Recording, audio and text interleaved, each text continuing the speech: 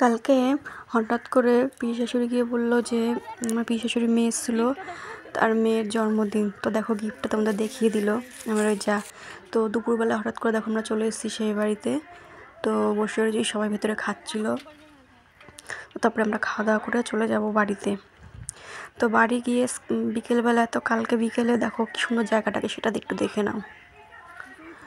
তো সুন্দর রোদ্দুর, মাঠ চারিদিকে।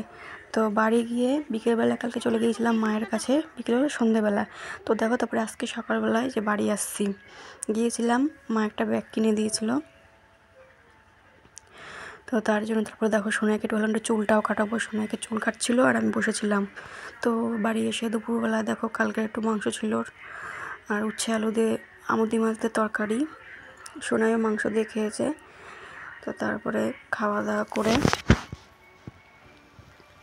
তো খেতে বসে পড়েছি। সোনার কিন্তু খাওয়া দাওয়া হয়ে গেছে। আর কালকে যার জন্য আমি কোনো ভিডিও দিতে পারিনি, যে কারণে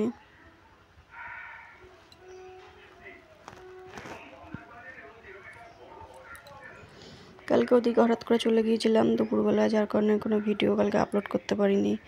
তো এত কথার মধ্যে লাস্টে সবাইকে বলছি, সবাই কেমন আছো বলো। মানে তো দেখো এই ব্যাগটা কেমন লাগছে জানি। আর কোথায় যাব জানো, এক জায়গায় একটু ঘুরতে যাব, কোথায় যাব সেটা তোমাদের পরে জানাবো। তারপরে খাওয়া দাওয়া শেষে দেখো ভিডিওটা প্রায় শেষের দিকে চলেই আসলো।